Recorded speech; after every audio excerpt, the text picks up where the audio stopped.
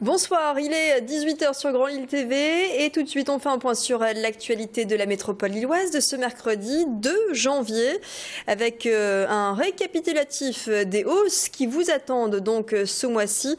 Les hausses de tarifs et donc de prix pour ce début d'année. Un portrait de danseurs lillois amateurs et passionnés de danse latine et puis on terminera avec un bon plan pour recycler son sapin de Noël.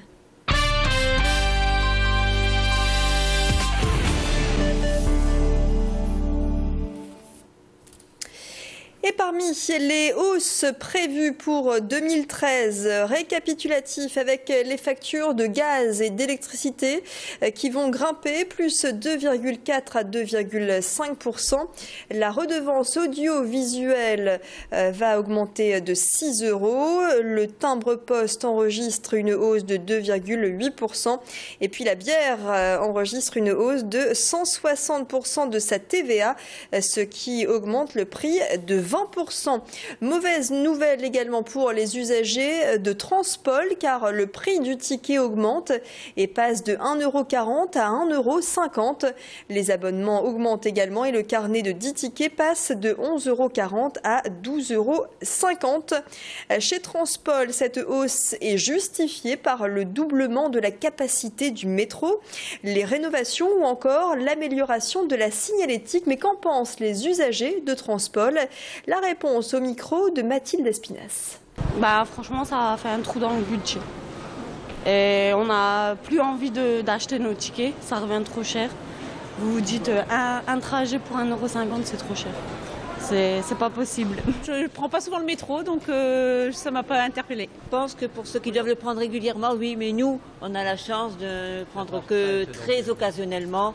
Donc on n'est pas trop concerné par l'augmentation. Là c'est occasionnel, c'est parce qu'on a laissé la voiture à Saint-Philibert et on a pris un carnet pour 5 personnes. Donc ça fait une sortie onéreuse quand même.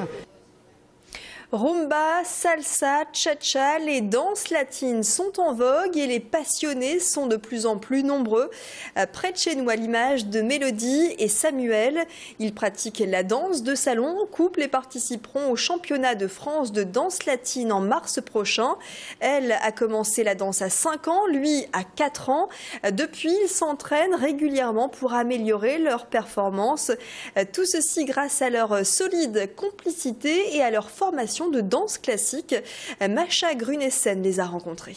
Tous les pas de base dans la danse, en rumba, il y a le pas de base de rumba, cha-cha, il y a le pas de base de cha-cha, et chaque personne va le faire différemment. En fait, c'est ce qui différencie aussi à très très haut niveau, par exemple, champion du monde.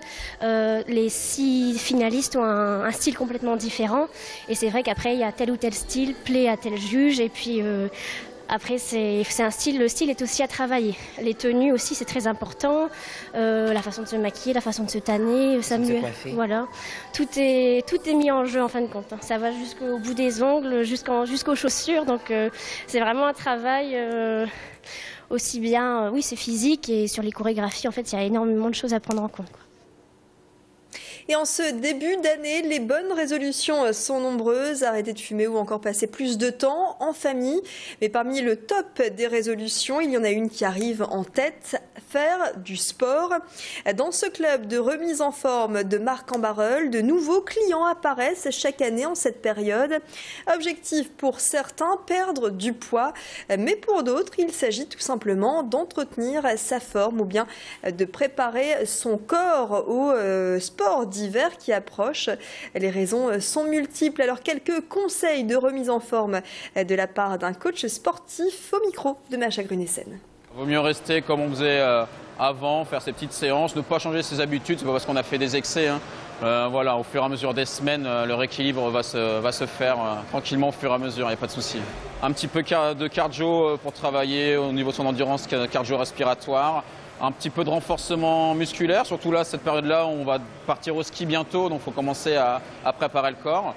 Et puis au niveau alimentation, juste faire un tout petit peu attention à ce qu'on mange. Pas faire de régime, mais juste faire un petit peu attention et rééquilibrer un peu l'alimentation. Et si on fait ça, c'est déjà très très bien.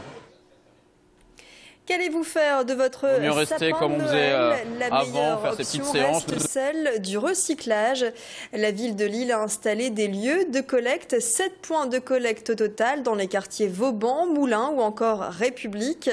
Les sapins sont broyés pour en faire des copeaux utilisés en couvre-sol pour les espaces verts. Une façon de conserver la chaleur de manière tout à fait naturelle. Mais attention, car tous les sapins ne sont pas recyclés. Explication. On ne récupère pas tous les sapins, on récupère les sapins naturels, sans décoration évidemment et sans neige artificielle. C'est un service que la ville rend aux Lillois et en même temps les Lillois nous rendent le service de pouvoir bénéficier davantage de copeaux qui sont une denrée rare parce que voilà, des copeaux de bois on en met depuis plusieurs années dans tous les massifs de la ville régulièrement tout au long de l'année et c'est vrai que faut quand même pouvoir avoir de la matière pour pouvoir broyer, donc les sapins ça nous permet quand même un bon apport en copeaux de bois en début d'année. Et sachez que plusieurs municipalités de la métropole lilloise organisent ces collectes de sapins pour les recycler tous les ans. N'hésitez pas à vous renseigner auprès de votre mairie. 18h passées de 6 minutes. Tout de suite les prévisions météo, suivi de l'infotrafic en temps réel avec la carte de la métropole lilloise et des routes de la métropole lilloise.